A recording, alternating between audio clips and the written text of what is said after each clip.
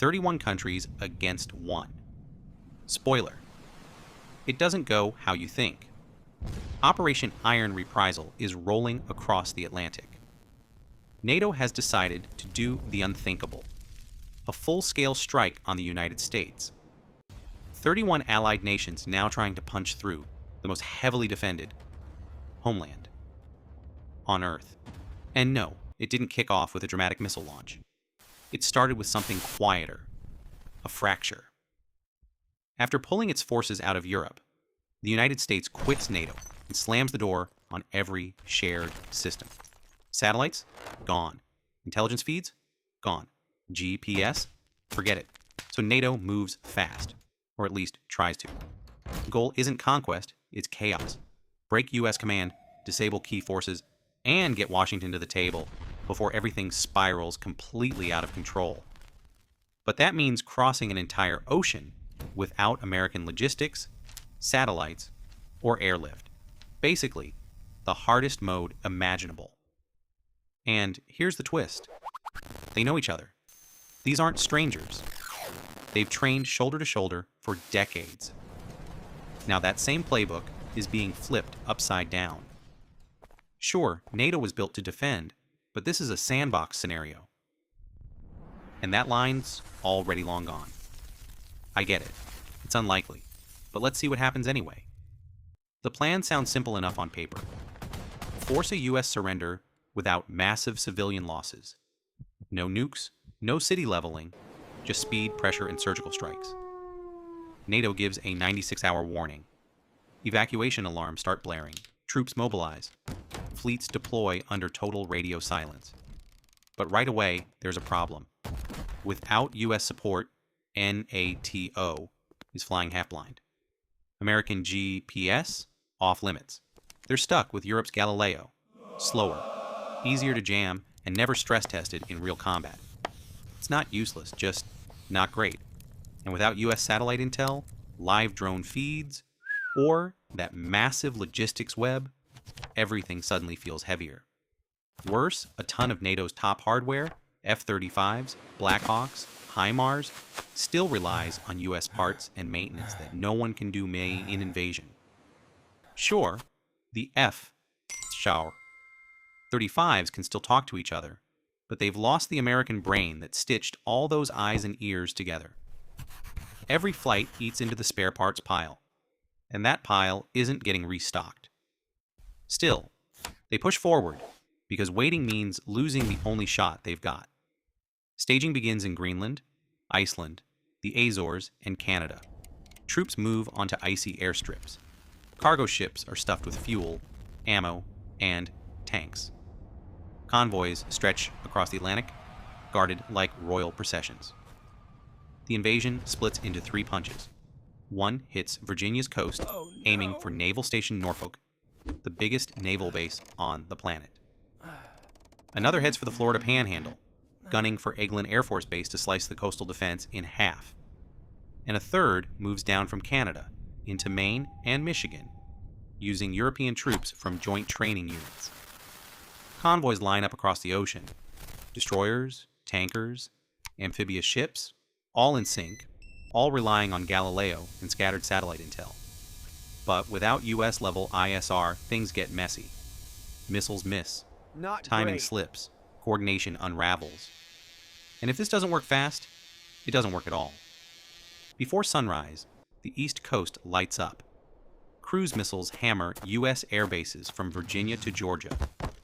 RAF Typhoons and French Rafales escort NATO paratroopers onto highways, right behind the missile barrage. They buy maybe 30 minutes of chaos before American jets own the skies again. Special forces raid a missile site in North Dakota. Helicopters hit beaches near Norfolk. The fleet pushes in low and fast. Grab the port, wreck the docks, open a corridor for armor. It's bold. Maybe too bold. Because the US reacts instantly. Patriot batteries intercept the first waves. Aegis destroyers take down incoming threats. F-22 Raptors scream overhead. Within hours, the 82nd Airborne locks down the roads. The 101st lifts out of Fort Campbell. Marines deploy mobile anti-ship missiles along the coast. One French ship lags behind, and a U.S. submarine takes the shot. Hundreds of troops never see land. NATO makes it to the shore, but it's bleeding badly. U.S. HIMARS rain precision rockets onto landing zones. Apaches hunt stalled vehicles. Coastal batteries fire naval strike missiles. Long-range weapons smash into NATO's escort ships. Amphibious transports take hits. Armor sinks before rolling an inch. B-1 bombers from Texas launch anti-ship missiles into the convoy. Meanwhile, U.S. armor surges eastward. Abrams tanks, Bradleys, Paladin artillery, all rolling on domestic rail lines. America's infrastructure turns into its greatest weapon. Within a day, heavy armor moves faster than NATO. Drones can even locate it. That's the beauty of interior lines. The home team fights closer, then the cyber war begins. NATO strikes first. The East Coast flickers. GPS signals spoofed. Drones drifting. Power outages hit Virginia and New York. Rail lines glitch. Emergency lines jammed with fake calls. Banks freeze. Panic spreads. But the U.S. had trained for this. Cyber Command cuts the infected systems off in hours. Backup satellites kick in. Military comms switch to buried fiber lines that can't be jammed or hacked. Then the U.S. fires back. Hard.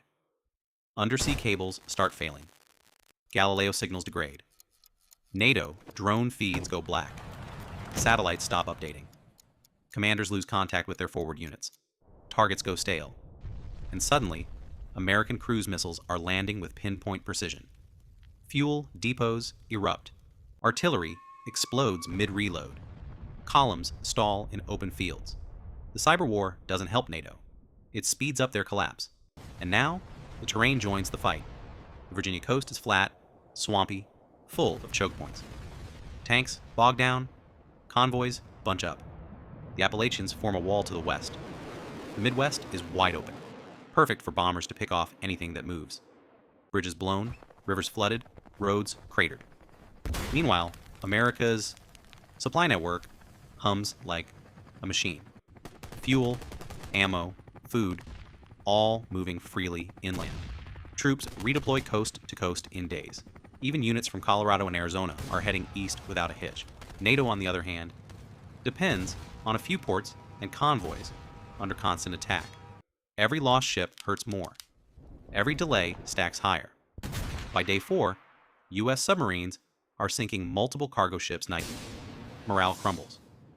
Crews abandon tankers mid-ocean. Convoys scatter. Supplies dry up. NATO clings to fragments of Norfolk, a few airfields in Florida, some ground near the Canadian border, but they never secure a proper port. Without that, resupply is dead. Armor runs dry. Troops go hungry. The invasion begins to eat itself. The U.S. floods reinforcements in. National Guard brigades from Pennsylvania, Ohio, Tennessee fill the gaps. Within days, defenders outnumber attackers. NATO's F-35s are low on missiles they can't replace. Tanks need fuel. Artillery shells are gone. The beachhead becomes a graveyard. Then comes the counterattack. 3 U.S. divisions, cavalry, infantry, and armor, surge toward Norfolk. The 82nd Airborne secures the north. Marines lock down the south. HIMARS pound the rear. Tanks and Apaches roll through what's left. It's the biggest mechanized battle on American soil in a century. French Leclercs and German Leopards fight fiercely. British paratroopers try to fall back to the sea, but air support's gone, comms jammed, supplies finished. There's nowhere left to go. The NATO beachhead collapses, Florida falls, the northern push retreats into Canada. Hundreds of troops surrender live on camera. At sea, the HMS Prince of Wales takes a missile hit. The Charles de Gaulle is disabled by a drone swarm. NATO's remaining ships retreat, chased all the way back, across the Atlantic, by U.S. submarines. The war is over, and there's no question who won. The United States stands undefeated. NATO's invasion collapses under its own weight. Their dependence on American tech backfires. Their logistics crumble. Their timing slips. Geography does the rest. Could they ever have won? Maybe, if they'd grabbed a port, grounded US air power, and forced surrender in under a week. Instead, they lost the fleet, then the nerve, then the war. It turns out you can't Control plus Z an amphibious invasion. Now imagine the invaders aren't NATO, but some of the greatest armies in history trying to take on a modern US base? Check it out. It's on your screen now.